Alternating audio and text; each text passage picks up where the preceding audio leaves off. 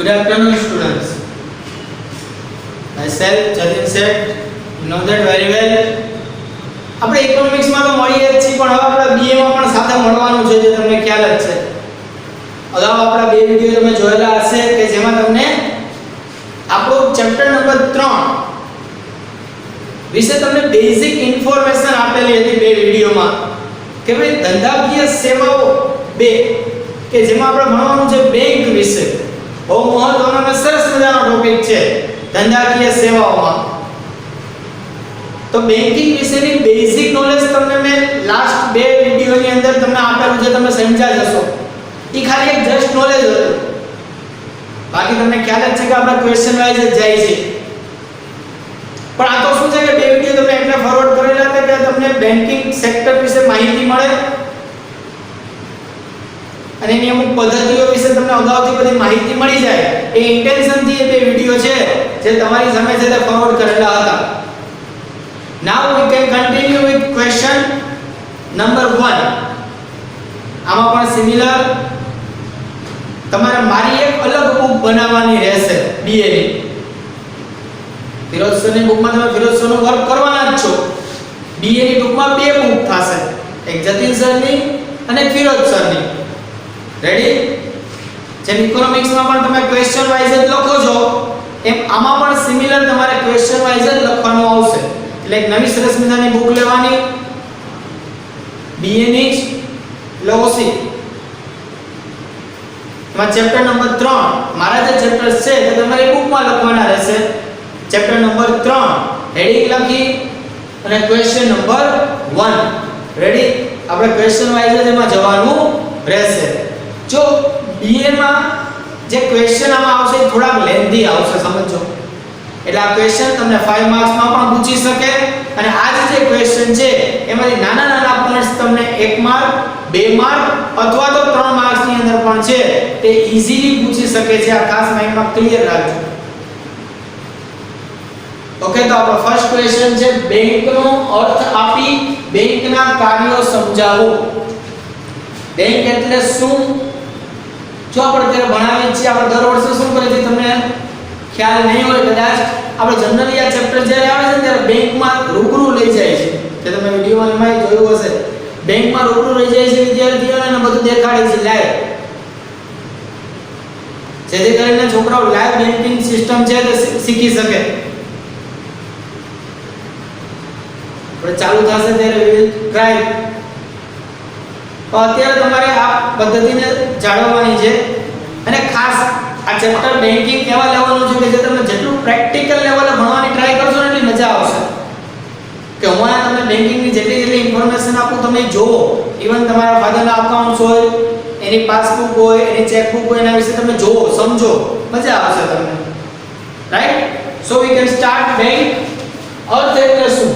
માંગણી થતા તરત જ, એટલે માંગીએ ત્યારે તરત જ કે અન્ય કોઈ ચોક્કસ સમયે, અન્ય કોઈ પણ ચોક્કસ સમય, જે સમયે માંગી ત્યારે પરત કરવાની શરતે રોકાણ કે ધિરાણ કરવાના ઉદ્દેશથી, રોકાણ કરવું અથવા તો ધિરાણ કરવું, એ રોકાણ કરવું અથવા તો ધિરાણ કરવાના ઉદ્દેશથી જાહેર જનતા પાસેથી, કોની પાસેથી?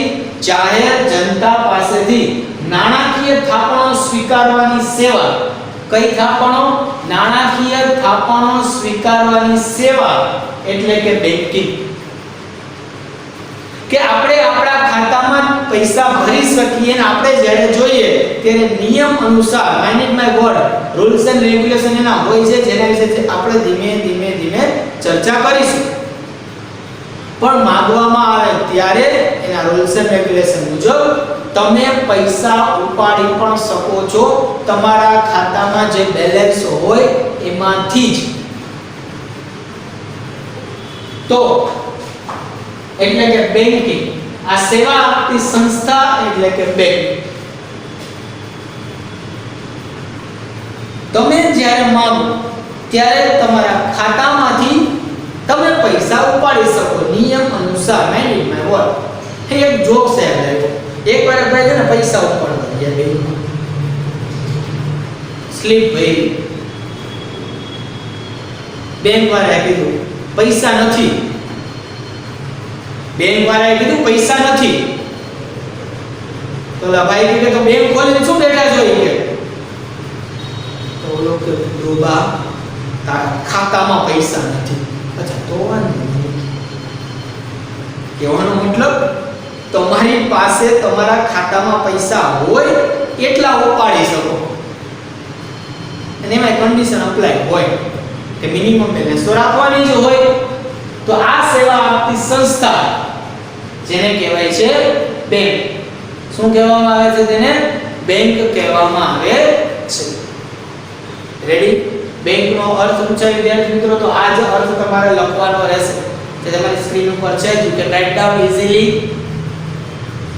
કે માંગણી થતા તરત જ કે અન્ય કોઈ ચોક્કસ સમયે પરત કરવાની શરતે રોકાણ કે ધિરાણ કરવાના ઉદ્દેશથી જાહેર જનતા પાસેથી નાણાકીય થાપણો સ્વીકારવાની સેવા એટલે કે બેંકિંગ. આપણે પૈસા ભરી પણ શકીએ, પૈસા ઉપાડી પણ શકીએ, ઘણું બધું થાય છે, આપણે ધીમે ધીમે ભણશું, પણ આ બધા જ કાર્ય જ્યાં થાય એને કહેવામાં આવે છે બેંકિંગ. તો આ સેવા આપતી સંસ્થાને શું કહેવાય છે? બેંક. તેમ પણ લખી શકો કે બેંકિંગની સેવા આપતી સંસ્થા એટલે બેંક. સાચું જ પડે.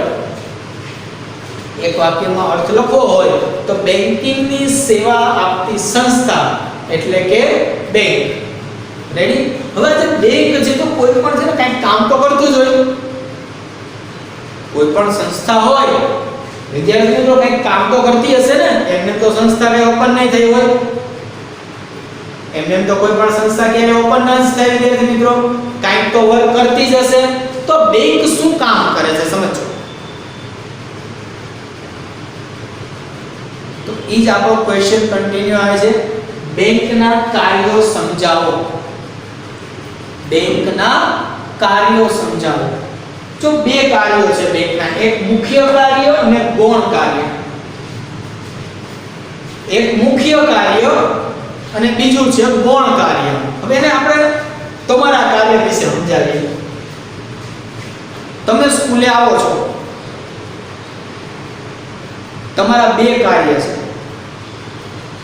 એક મુખ્ય કાર્ય અને ગૌણ કાર્ય. પણ મુખ્ય કાર્ય એવું છે કે તમારે કરવું જ પડે. ચાલો, મુખ્ય કાર્ય એટલે તમારે કરવું જ પડે, કમ્પલસરી કરવું પડે. અને ગૌણ કાર્ય એટલે કરો તોય ચાલે અને ન કરો તોય ચાલે. આજે ન કર્યું કાલે કરો તો ચાલે, ગૌણ કાર્ય કહેવાય. કમ્પલસરી ન હોય. તમે સમજી શકો છો હું શું કહેવા માંગુ છું તે?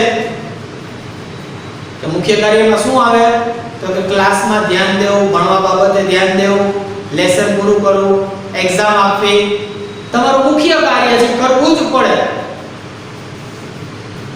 તો ગૌણ કાર્ય આવે કે ક્યારેક ક્યારેક ઇતર પ્રવૃત્તિમાં ભાગ લેવો, સ્પોર્ટ્સ એક્ટિવિટીમાં ભાગ લેવો, આઉટડોર કોઈ પણ ટૂર હોય એમાં ભાગ લેવો, એ ગૌણ કાર્ય છે. ન જાવ તો હાલે, જવું જરૂરી છે, ન જાવ તો હાલે, કે ફેર ન પડે. શું છે? ગૌણ કાર્ય. વિદ્યાર્થી મિત્રો, અહીં બેંક ના પણ મુખ્ય અને ગૌણ કાર્ય જોવા મળે છે. આ બધાની 1 બાય 1 ડિટેલ આપણે જોવાની છે. ક્વેશ્ચન બહુ લેન્ધી થશે, ધ્યાન રાખજો. એટલે આખો ક્વેશ્ચન 5 માર્ક્સમાં ક્યારે નહીં આવે, ચિંતા ન કરતા. ક્વેશ્ચનનો આન્સર દોજો ને 4-5 પેજ થી વધી જશે. તમને જેમ પોઈન્ટ મુજબ તમને હમણાં સ્ક્રીન ઉપર આવે એમ જ લખવાના છે મુદ્દા. પોઈન્ટ પાડીને જ લખવાનું છે વ્યવસ્થિત. એમાંથી નાના નાના પોઈન્ટ પ્રશ્ન જવાબ તરીકે આવે કે પરીક્ષામાં એમ પૂછાય 5 માર્કમાં કે ભાઈ બેંકનો અર્થ આપે બેંકના મુખ્ય કાર્ય જણાવો, તો ખાલી મુખ્ય કાર્ય જ લખવાના. બેંકનો અર્થ આપી તેના ગૌણ કાર્યો જણાવો, તો ખાલી ગૌણ કાર્ય જ લખવાનું. મુખ્ય કાર્યનો કોઈ પોઈન્ટ છે તમને 1 માર્ક્સમાં કે 2 માર્ક્સમાં પૂછે તો એના વિશે જ લખવાનું. આ રીતે તમને આન્સર છે તે અલગ અલગ પ્રોસેસમાં છે તે કટ થઈને આવશે, સમજી લેજો. તો આપણે તમે જોઈ શકો છો એક ચાર્ટ તમારી સ્ક્રીન ઉપર આવે છે કે બેંકના કાર્યો તમને ખબર જ છે વિદ્યાર્થી મિત્રો કે તમારે જે રીતે રાઇટ ડાઉન કરવાનું છે એના નિયમ ઇકોનોમિક્સમાં જેમ છે એમ જ છે કે પહેલા તમારે બેંકનો અર્થ આખો ક્વેશ્ચન છે તે સરસ મજાની બ્લેક પેનથી છે તે લખવાનો છે. ત્યાર પછી અર્થ બેંકનો અર્થ કરી અને તમારો અર્થ છે તે આખો રાઇટ ડાઉન કરવાનો છે. અર્થ લખાઈ જાય પછી તમારે હેડિંગ લખવાનું છે બેંકના કાર્યો, અને જે કોષ્ટક તમારી સ્ક્રીન ઉપર છે એ કોષ્ટક વ્યવસ્થિત એ કોષ્ટક જેમ છે એમ વ્યવસ્થિત તમારે ડ્રો કરવાનું રહેશે કે જેમાં તમને આપેલું છે કે બેંકના કાર્યો, તો કે મુખ્ય કાર્યો અને ગૌણ કાર્યો તમને બે બાજુ આપેલું છે. તમે અલગ પેનથી અથવા તો સેમ પેનથી તમારી રિક્વાયરમેન્ટ મુજબ તમે ઈઝીલી છે તે લખી શકો છો. મુખ્ય કાર્યો તો કે થાપણો સ્વીકારવી, ધિરાણ કરવું, રોકાણ કરવું, આંતર બેંકિંગ વ્યવહારો કરવા. રેડી? સામે બીમાં તમે જોઈ શકો છો ગૌણ કાર્યો કેટલા છે તો કે 8 ગૌણ કાર્યો છે. કેટલા? 8 ગૌણ કાર્ય છે, તમે સમજી શકો છો. જેમાં છે પહેલું તો કે ગ્રાહકોના નાણાકીય વ્યવહારો સંભાળવા. સેકન્ડ છે હુંડિયામણને લગતા વ્યવહારો કરવા. ત્રીજું છે સાત પત્ર આપવા. ચોથું છે ટ્રાવેલર્સ ચેક આપવા. પાંચમું છે ડિમાન્ડ ડ્રાફ્ટની સેવા આપવી. છઠ્ઠું છે ગ્રાહકોની સાખ અંગેની માહિતી આપવી. સાતમું છે બાંયધરી દલાલ તરીકેની સેવા આપવી. આઠમું અન્ય સંબંધિત સેવાઓ જેવી કે ATM card, debit card, safe deposit, volt એટલે કે લોકર, આ બધા વિશે ભણવાનું આવશે આપણે ડિટેલમાં. વગેરે સેવાઓ અહીં પૂરી પાડવામાં આવે છે. ઓકે, તો આ કોષ્ટક છે જે તમારે રાઇટ ડાઉન કરવાનું રહેશે. ઓકે, 1 મિનિટ સ્ક્રીન ઉપર છે. ત્યાર પછી આપણે એના મુખ્ય કાર્યો આપણે સ્ટડી કરશું.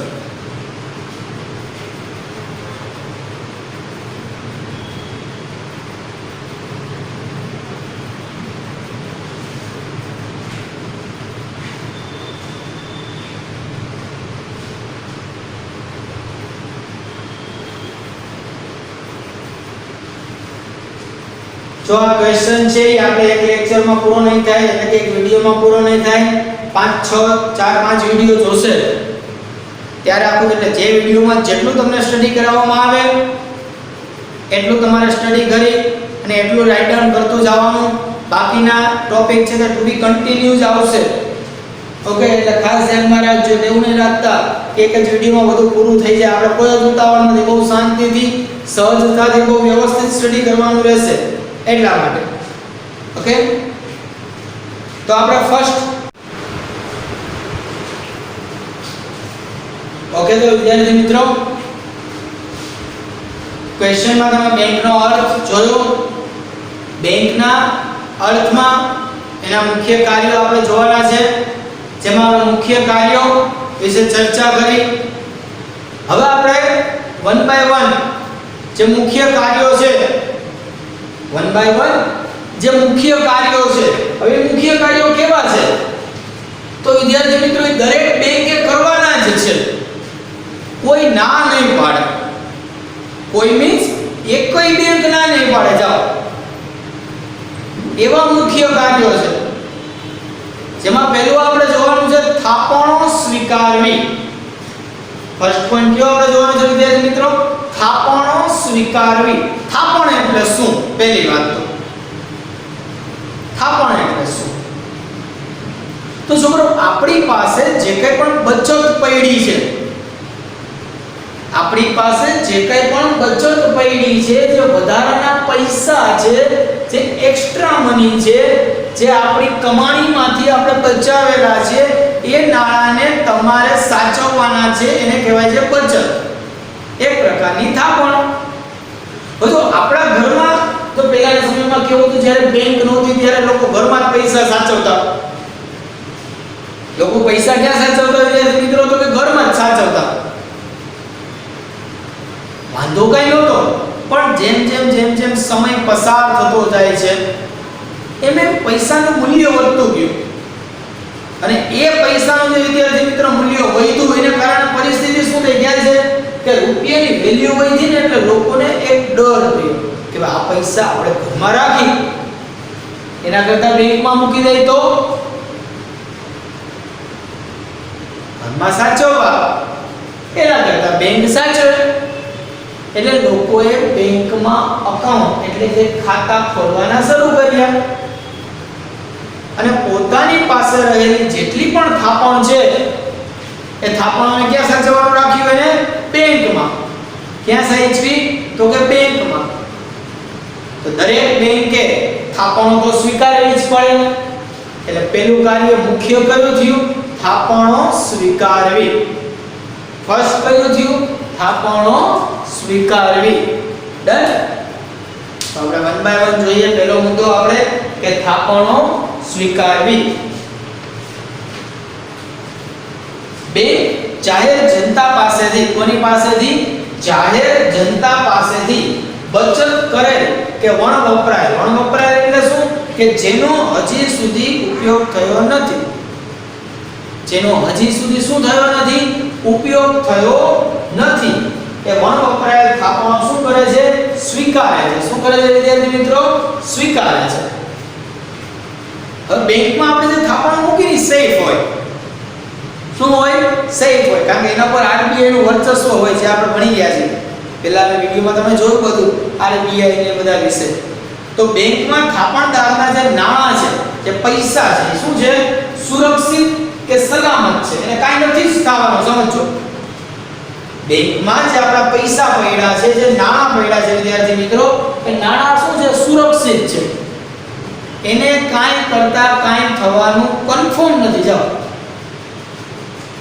તેમજ તેના પર એને શું મળે છે વ્યાજ હવે વ્યાજના અલગ અલગ નિયમો છે કે કેટલા સમય સુધી તમે અમાઉન્ટ રાખો તો તમને વ્યાજ મળે તો એ વ્યાજ છે એ શું થાય છે મળે છે અલગ અલગ ખાતામાં અલગ અલગ પ્રકારનું વ્યાજ છે તે પ્રોવાઈડ કરવામાં આવે છે જેવું ખાતું દરેક બેંકના વ્યાજના દર વિદ્યાર્થી મિત્રો અલગ અલગ હોય તમે એસબીઆઈ માં રાખો એચડીએફસી માં રાખો બેંક ઓફ ઇન્ડિયા માં રાખો નાગરિક બેંક માં રાખો એ બધાના પણ વ્યાજના દરમાં થોડો ઘણો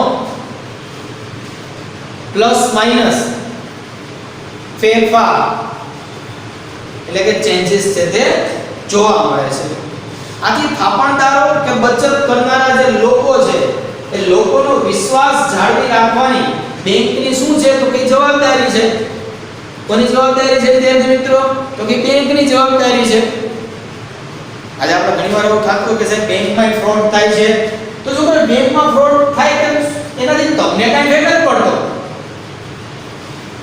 તમારા નાણાં સલામત જ છે બીજા કોઈ વ્યક્તિએ બેંકમાંથી લોન લીધી અને એને લોનના હપ્તા ન ભર્યા તો એના બેંક એ લોકો ઇન્ટરનલ મ્યુચ્યુઅલ અન્ડરસ્ટેન્ડિંગ જોઈ લે એનાથી આપણને કાંઈ ફેર પડતો નથી હાર્ડલી અત્યાર સુધીમાં ક્યારે એવું નથી બન્યું કે કોઈ બેંક ઉઠી ગઈ હોય સમજી લેજો અને લોકોના જે નાણાં છે એમાં બહુ મોટો એવો ગેપ આવ્યો હોય નથી થતો તમારી જે બચત છે એ સેફ છે હા તમારે એના જે નિયમો છે એનું પાલન કરવાનું હોય છે તો લોકોનો વિશ્વાસ જાળવી રાખવાની બેંકની શું છે વિદ્યાર્થી મિત્રો જવાબદારી છે શું છે વિદ્યાર્થી મિત્રો જવાબદારી છે બેંક જુદી જુદી રીતે થાપણો સ્વીકારે છે સમજો બેંક જે થાપણ સ્વીકારે છે ને વિદ્યાર્થી મિત્રો એ અલગ અલગ રીતે થાપણ સ્વીકારે છે માટે તેના પર વ્યાજના દરે કેવા જોવા મળે છે અલગ અલગ હોય છે બેંક જે થાપણ સ્વીકારે છે તે થાપણ કેવી રીતે સ્વીકારે છે તો કે અલગ અલગ રીતે સ્વીકારે છે અને અલગ અલગ રીતે સ્વીકારે છે તેના વ્યાજના દર પણ કેવા હોય છે અલગ અલગ હોય છે તો બેંક મુખ્યત્વે વિદ્યાર્થી મિત્રો ચાર પ્રકારે થાપણો સ્વીકારે છે બેંક છે તે મુખ્યત્વે કેટલા પ્રકારે થાપણો સ્વીકારે છે તો કે ચાર પ્રકાર પહેલું છે બચત ખાતા દ્વારા પહેલું શું છે બચત ખાતા દ્વારા સેવિંગ અકાઉન્ટ જેને કહેવામાં આવે છે વિદ્યાર્થી મિત્રો બચત ખાતું જનરલી દરેક પર્સનના સેવિંગ અકાઉન્ટ જ હોય જનરલી તે સામાન્ય નાગરિક કહેવાય રેગ્યુલર અકાઉન્ટ હોય એ બધા કેવા હોય વિદ્યાર્થી મિત્રો? સેવિંગ અકાઉન્ટ જ હોય. કેવા અકાઉન્ટ હોય? સેવિંગ અકાઉન્ટ જ હોય કે જેને કહેવામાં આવે છે બચત ખાતું. રેડી? કેવું ખાતું? બચત ખાતું. બીજો મુદ્દો તમે એમાં જોઈ શકો છો કે ચાલુ ખાતું. બીજો મુદ્દો કયો છે એમાં તમે જોઈ શકો છો? ચાલુ ખાતું. શું છે? ચાલુ ખાતું. સામાન્ય રીતે કરંટ અકાઉન્ટ જેને કહેવામાં આવે છે, શું કહેવાય છે? Current account. મોટા વેપારીઓ, બિઝનેસ પર્સન કે જેના રોજના ઘણા બધા પૈસાની લેવડ દેવડ હોય, મોટા વેપારીઓ કે જેના રોજના ઘણા બધા પૈસાની લેવડ દેવડ હોય, રોજ વેપારીઓના એટલા ચેક આવતા હોય, પોતા એટલા ચેક છે તે ટ્રાન્સફર કરવાના હોય, તો આવા બધા જે ટ્રાન્ઝેક્શન વધારે હોય એ લોકો છે એ શું રાખશે? તો કે સામાન્ય રીતે કરંટ અકાઉન્ટ રાખશે, ચાલુ ખાતું. જનરલી ચાલુ ખાતામાં કોઈ બેંક વ્યાજ ના આપે. ચાલુ ખાતામાં બેંક છે તે કોઈ વ્યાજ આપે નહીં. થર્ડ વન તમે જોઈ શકો છો. શું હતું? રિકરિંગ ખાતું. જનરલી છોકરાઓ પોસ્ટ ઓફિસમાં એમાં તમે આ ખાતા વધારે જોયા હોય. બચત યોજનાના ખાતા હોય કે રોજના માન લો કે ભાઈ કેપેસિટી 50 રૂપિયાની છે તો ભાઈ રોજના 50 રૂપિયાની બચત, રોજના 50 રૂપિયા ખાતામાં નાખવાના, મહિને 500 રૂપિયા ખાતાની બચત. પેલા આવું બહુ થતું, હવે બહુ ઓછું થઈ ગયું છે રિકરિંગ ખાતું. કારણ કે ડેઈલી બચત યોજનાના પ્લાન અલગ અલગ હોય, એના પર વ્યાજના દર પણ અલગ અલગ હોય. It depends on situation. એમાં ફેરફાર થાય. ખાસ કરીને પોસ્ટ ઓફિસની અંદર તમને વાત કરી કે પોસ્ટ ઓફિસમાં છે તે આ પ્રકારના ખાતા છે તે જનરલી વધારે ખોલાવતા હોય છે માણસો. એને શું કહી શકાય છે વિદ્યાર્થી મિત્રો? તો કે રિકરિંગ ખાતું. શું કહી શકાય છે? રિકરિંગ ખાતું. રેડી? અને રિકરિંગ ખાતા પછી આવે છે બાંધી મુદ્દતની થાપણ, જેને ફિક્સ ડિપોઝિટ કહેવામાં આવે છે. કે ભાઈ આપણે પેલા જો 5 લાખ રૂપિયા ભર્યા છે તો 5 લાખ રૂપિયા આપણે 5 વર્ષ કે 8 વર્ષ માટે ફિક્સ ડિપોઝિટ મૂકી દીધી. એ ઉપાડવાના જ નહીં. એટલા વર્ષ પછી એટલા રૂપિયા વ્યાજ સહિત પાછા આવે. ફિક્સ ડિપોઝિટમાં મોટા ભાગે ડબલ રૂપિયા પણ 7 વર્ષ, 8 વર્ષ, 8.5 વર્ષનો સમયગાળો હોય એ સમયગાળામાં બેંકના નિયમ અનુસાર પૈસા ડબલ થાય. એને ફિક્સ ડિપોઝિટ FD તરીકે ઓળખવામાં આવે છે. વિદ્યાર્થી મિત્રો, આ ચારે વિશે આપણે બહુ ડિટેલમાં ભણવાનું છે, પણ અત્યારે ખાલી પોઈન્ટમાં શું લખવાના છે? ખાલી નામ. કે ભાઈ મુખ્ય કાર્યોમાં પહેલું કાર્ય કયું ભણ્યા આપણે? તો કે થાપણો સ્વીકારવી. તો વિદ્યાર્થી મિત્રો, આપણે બેંક ક્વેશ્ચન નંબર 1 આપણે સ્ટાર્ટ કરેલો છે. કે તમને ખ્યાલ જ છે કે લેન્ધી આન્સર આવશે, અલગ અલગ લેક્ચર્સની અંદર ડિવાઈડ થયેલો હશે. જે લેક્ચરમાં જેટલું ચાલે એટલું તમારે છે તે તમારી બુક્સની અંદર છે તે રાઇટ ડાઉન કરવાનું રહેશે, ભૂલાય નહીં. ક્વેશ્ચન નંબર 1 માં આપણે ચાલુ કર્યું બેંકનો અર્થ અને બેંકના કાર્યો. તો આપણે અર્થ જોયો, પછી મુખ્ય કાર્યોની જે ચાર્ટ છે એ જોયો, અને મુખ્ય કાર્યમાં આપણે પહેલું કાર્ય આપણે આજે જે કમ્પ્લીટ કરેલું છે.